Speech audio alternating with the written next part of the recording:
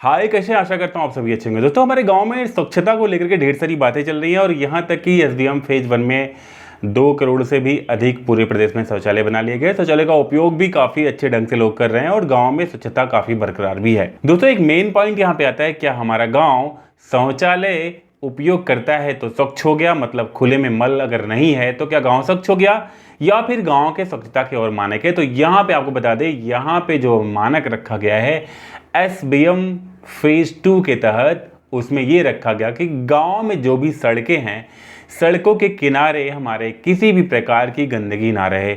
मतलब ओडीएफ की सस्टेनेबिलिटी बनी रहे, जो खुले में शौच से मुक्त के साथ साथ हमारे गांव में गांव का जो माहौल है, गांव का जो वातावरण है, वो भी अच्छा हो। तो यहाँ पे एक चीज़ फैक्ट क्लियर कर दें कि यहाँ पे दोस्तों एसबीएम, जल जीवन मिशन और केंद्रीय वित्त आयोग तीनों को कोलैब करके इस स्वच्छता प्रोग्राम से जोड़ा गया है। दोस्तों, जहाँ पे स्वच्छता की बात आएगी तो वहाँ पे वाटर मैनेजमेंट की बात आती है, क्योंकि वाटर से भी काफ़ी गंदगी होती है, क्योंकि पानियाँ जो भी बिना नाली के बह के जाते हैं वो भी वहाँ पे काफ़ी कचड़े करते हैं, उससे भी देखने में काफ़ी बुरा लगता है, उससे मच्छर पैदा होते हैं, ढेर सारी बीमारी होती है।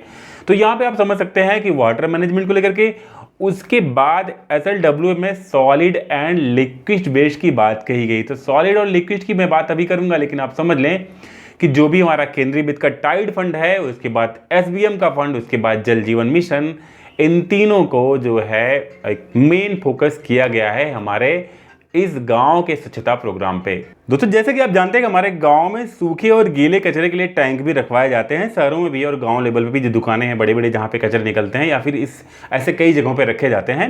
तो आप जैसा जानते हैं, मानक यहाँ पे हमारे यहाँ क्या है कि गीले कचरे के लिए ग्रीन डब्बा और सूखे कचरे के लिए ब्लू डब्बा। लेकिन यहाँ पे क्या होता है कि हमारे गाँव के ऐसे कई परिवार हैं जो कि सूखे और गीले कचरे को एक साथ में मिक्स करते हैं। इससे प्रॉब्लम्स क्या होती है, हम बता दें आपको कि शहरों में भी इस तरह की कई प्रॉब्लम्स हो जाती हैं। गाँव में तो मान लीजिए आपके जो गीले कचरे, जैसे कि बता दूं आपको, बचा हुआ जो भोजन होता है, उसके साथ साथ आपकी जो सब्जियां होती हैं, जो भी सब्जियों के बचे हुए वेस्टेज होते हैं, वो सब चीज़ें होती हैं। लेकिन गांव में तो जानवरों को लोग पशुओं को खिला देते हैं। लेकिन शहरों में क्या होता है, इस तरह की चीज़ें जब इकट्ठा होती हैं और इकट्ठा होने के बाद कहीं एक जगह पे डंप की जाती हैं, तो वहाँ पे क्या होता है, जब तक ये मिट्टी से नहीं मिलती तो ये प्रॉपर सड़ती नहीं है।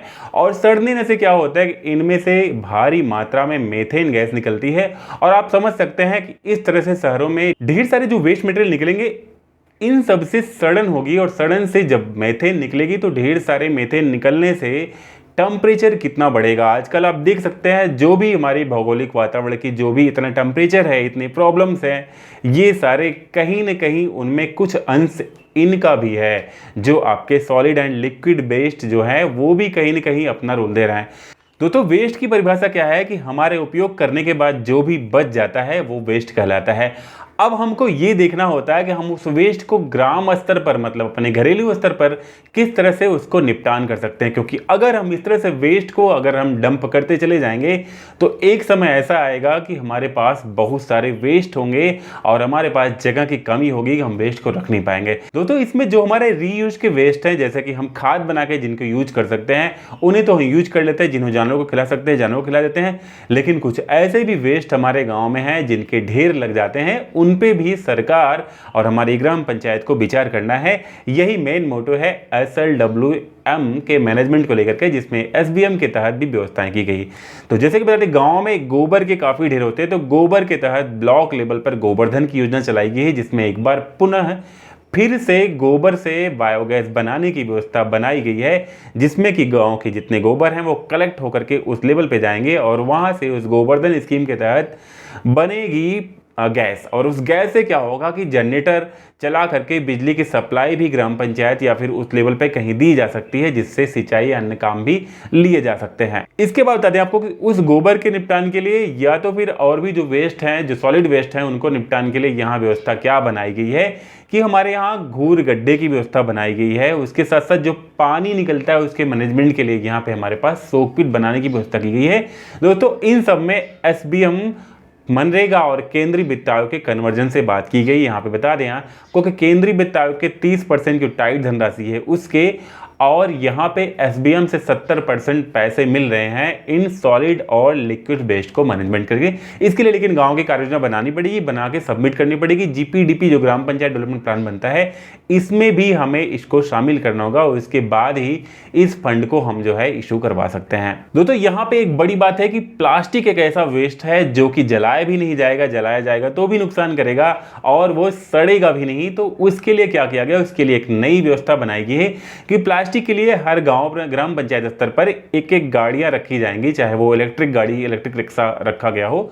वो क्या करेगा, वो घरों से डंप या फिर दुकानों से डंप करके जो है माल को, प्लास्टिक माल को लेकर के एक जगह ब्लॉक लेवल पे एक जो है बनाया जाएगा, स्थान प्लेस बनाया जाए जहां पे कटर्स, ग्राइंडर्स और उसके साथ में कंप्रेसर की मशीन होंगे जो कि प्लास्टिक पॉलिथीन्स को कट करके उसके साथ उनको कंप्रेस करके और फिर इन प्लास्टिक मटेरियल्स को क्या किया जाएगा, जो सड़कें बनती हैं, जो पिच रोड वगैरह बनती हैं, उनमें भी इनको यूज करने का प्लान एक बहुत बड़ा बनाया गया है, जिससे कि ये प्लास्टिक जो है उन सड़कों में यूज हो जाएंगे और उनकी लॉन्ग टाइम लाइफ भी बढ़ जाएगी और ये प्लास्टिक जो है यूज भी हो जाएंगे। दोस्तों ये तो कुछ जानकारी आप तक भेजनी थी, हालांकि मैं कुछ जानकारियां आपको ऐसे ही भेजते रहता हूं, आप सब कुछ मान दे, कुछ अपडेट लेके जानकारी लेते हैं, लेकिन मैं कुछ न कुछ जानकारी वाली वीडियो जबरदस्ती आप तक लेके आता रहता हूँ।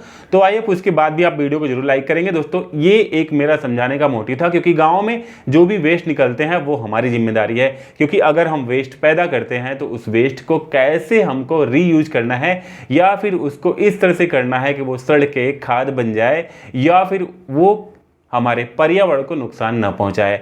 तो वो हमारा एक काम है, एक हमारी जिम्मेदारी है, अपनी जिम्मेदारी को समझे। इस जिम्मेदारी में सरकार का भी कुछ योगदान है, जैसे कि एसबीएम और केंद्रीय वित्त आयोग, उसके तहत जो भी ये कुछ व्यवस्थाएं चल रही हैं। तो आशा करता हूँ इस वीडियो के माध्यम से आप SLWM के कुछ मोटिव को समझ चुके होंगे। मिलते किसी और वीडियो में, तब तक के लिए जय हिंद, बाय दोस्तों।